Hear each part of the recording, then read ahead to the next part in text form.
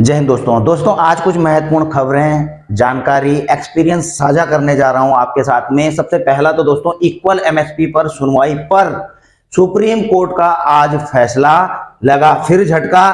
स्पर्श समस्याएं अब होंगी दूर, ओटीपी नहीं आ रहा। देखिए, सबसे पहले मैं बात करूंगा स्पर्श को लेकर के, क्योंकि सभी डिफेंस पेशनर्स का ऑलमोस्ट स्पर्श में माइग्रेशन हो चुका है।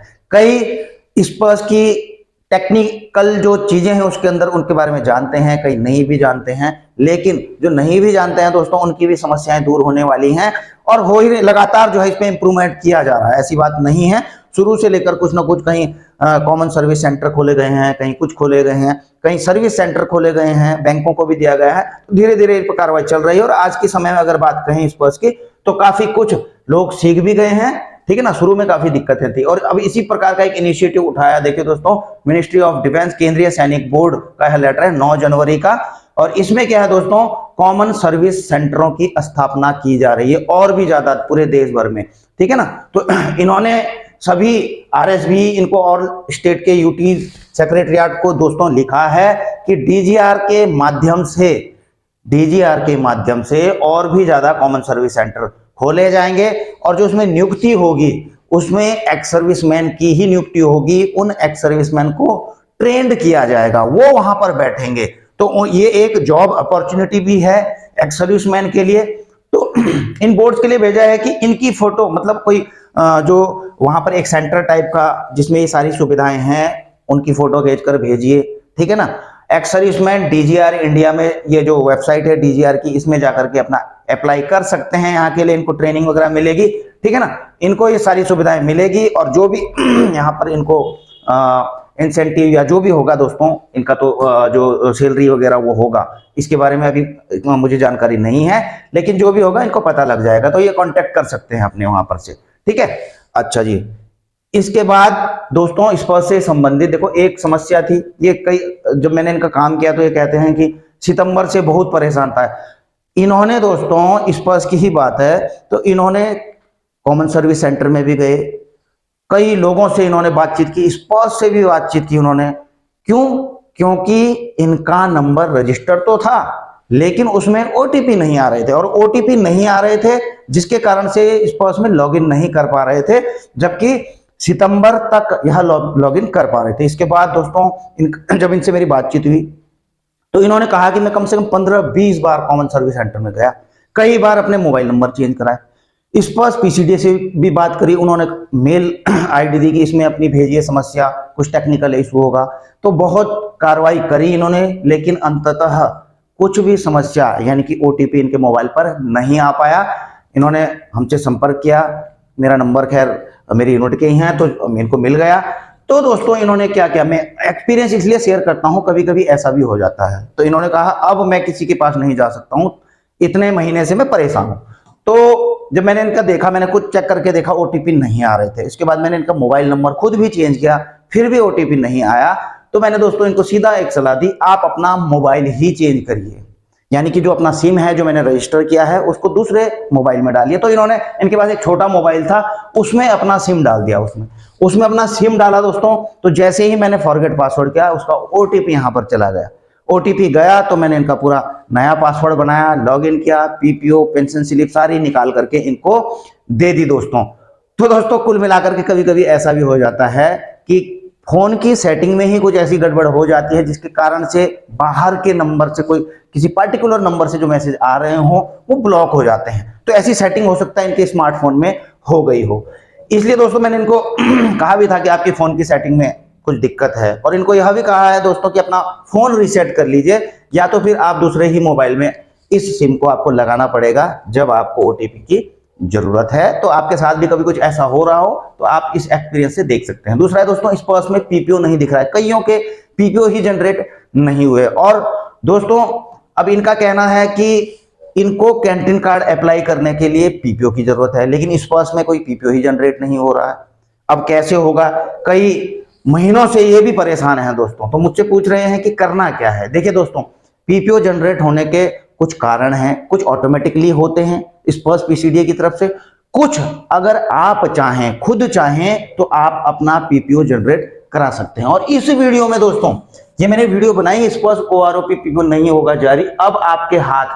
जी हाँ दोस्तों, आप खुद कैसे करें जारी अपना PPO इस पर से, इस वीडियो में मैंने पूरी जानकारी दी है दोस्तों। इस वीडियो का लिंक भी दे दूंगा मैं नीचे इस वीडियो के डिस्क्रिप्शन में, आप देख सकते हैं। और किस प्रकार से अपना PPO जारी करवाना है वो भी आप देख सकते हैं। अब थोड़ा पेंशन भोगियों को, कर्मचारियों को दोस्तों झटका क्या है, कर्मचारी उन पेंशन शर्तों को चुनौती नहीं दे सकते जिन्हें उन्होंने खुली आंखों से स्वीकार किया। इलाहाबाद हाईकोर्ट, पेंशन कम्यूटेशन याचिका खारिज, पेंशन बेचने की 15 साल की अवधि घटाने से इनकार। हाईकोर्ट ने कहा स्वेच्छा से स्वीकार की गई शर्तों को चुनौती नहीं दी जा सकती है। जी हाँ दोस्तों, कम्यूटेशन पे कुछ दिन पहले आपको पता है कि चंडीगढ़ हरियाणा हाईकोर्ट ने भी आदेश दिया था, लास्ट में उसको क्लोज कर दिया गया, केस को खारिज कर दिया गया, यह कहते हुए, क्योंकि काफी समय से तो चल रहा था, इवन कि उन्होंने राज्य के जो पेंशनर्स थे उनके लिए जो कम्यूटेशन की मांग थी कि 15 से 12 साल किया जाए, तो उस पर स्टे भी लगा दिया था। लेकिन जो बाद में इसे खारिज किया, यह कहकर किया क्या कि जो कम्यूटेशन का जो रहता है दोस्तों, जो शर्तें रहती हैं, कर्मचारी सर्विस के दौरान उसमें साइन करते हैं, खुली आंखों से स्वीकार करते हैं कि हाँ 15 साल के लिए मैं पेंशन पर। और पेंशन पर क्या है दोस्तों, ये पेंशन बेचना ही होता है, पेंशन बेचना कम्यूटेशन को ही कहते हैं कि आपने बेचा है, आपने साइन करे हैं, आपको सारी शर्तें पता थी, और अब बाद में आप यह नहीं कह सकते कि नहीं जी हमें 15 का 12 दिया है। तो यह भी एक पेंशनर्स को दोस्तों झटका ही है, ठीक है ना। इलाहाबाद, उसके बाद चंडीगढ़ हरियाणा हाईकोर्ट के बाद अब इलाहाबाद हाईकोर्ट में भी जो याचिका दायर की गई थी, उन्होंने भी कुछ इसी प्रकार से केस को खारिज कर दिया है कि आपने अपनी मर्जी से लिया है, इसको आप चुनौती नहीं दे सकते, आपको सारी शर्तें पता थी। अब है दोस्तों इक्वल MSP की सुनवाई होनी है या नहीं होनी है सुप्रीम कोर्ट में। पहले दोस्तों जो SLP डाली है वॉइस ऑफ एक्साइजमेन सोसाइटी के वीर बहादुर सिंह जी हैं नेशनल कोऑर्डिनेटर, पहले उनको सुनिए, फिर इसके बारे में मैं आपको बताऊंगा। जय हिंद, मैं Veer Bahadur Singh, national coordinator voice of exservicemen society and chairman united front of ex serviceman. मैं भारत के सभी पूर्व सैनिकों को ये सूचना दे दूं कि equal rate of military service पे के संबंध में हमने जो SLP सुप्रीम कोर्ट में फाइल किया था, कल माननीय सुप्रीम कोर्ट में उसकी एडमिशन के लिए सुनवाई है। आइटम नंबर 17 पे लिस्टेड है। धन्यवाद। जय हिंद, जय भारत। तो दोस्तों आपने वीर बहादुर सिंह जी को सुना और आई थिंक कि आप समझ भी गए होंगे। देखिए अभी कुछ खबरें ऐसी चल रही कि आज पहली सुनवाई है इक्वल MSP के ऊपर ऑनरेबल सुप्रीम कोर्ट में। तो दोस्तों सुनवाई इक्वल MSP के ऊपर नहीं है, इक्वल MSP के लिए जो SLP डाली गई है, स्पेशल लीव पिटीशन डाली गई है कि इसकी सुनवाई की जाए, उसके ऊपर सुनवाई है कि हाँ इसको जो है इस केस पर सुनवाई होनी चाहिए या नहीं होनी चाहिए। आपको जो स्पेशल लीव पिटीशन है SLP है, वो बेसिकली है कि आपको इसको समझने की जरूरत है। देखिए विशेष अनुमति याचिका SLP भारत के सर्वोच्च न्यायालय में निचली अदालत के किसी निर्णय या आदेश के विरुद्ध अपील करने के लिए दायर की गई याचिका है।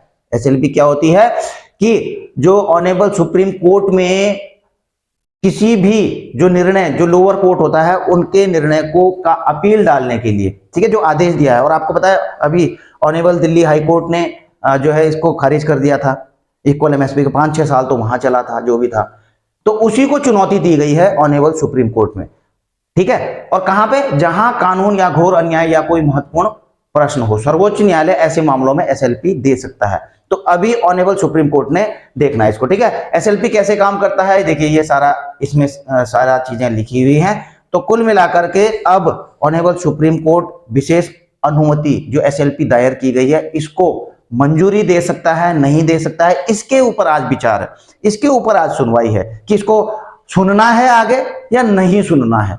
सुनना है हो जाएगा तो दोस्तों आगे से इस पे सुनवाई होगी, सुनना नहीं है तो फिर आगे से सुनवाई नहीं भी होगी। तो कुल मिलाकर इस चीज पर फैसला है दोस्तों, ठीक है। और आप देख रहे हैं कि किसी उच्च न्यायालय के निर्णय के विरुद्ध 90 दिन के भीतर SLP दायर की जा सकती है, और 90 दिन के भीतर इन्होंने जो वॉइस ऑफ एक्साइजमेन है उन्होंने कर दी है। तो कुल मिलाकर के आज इस पर सुनवाई है कि इक्वल MSP पर सुनवाई आगे करनी है या नहीं करनी है इस SLP पे। आप इस चीज को भली भांति समझ गए होंगे। बाकी दोस्तों जो भी खबरें होंगी आपके साथ में साझा करते रहेंगे। आपकी कुछ राय हो, आपके कुछ कमेंट्स हो, कमेंट बॉक्स में जाकर के लिख सकते हैं। वीडियो अच्छी लगी हो तो लाइक शेयर कर सकते हैं। चैनल में नए हैं तो चैनल को सब्सक्राइब करके बेल आइकन का घंटा दबा सकते हैं, ताकि आपको आने वाली वीडियोज की नोटिफिकेशन भी मिलती रहे। जल्द मिलेंगे नई वीडियो में नई जानकारी के साथ। जय हिंद, वंदे।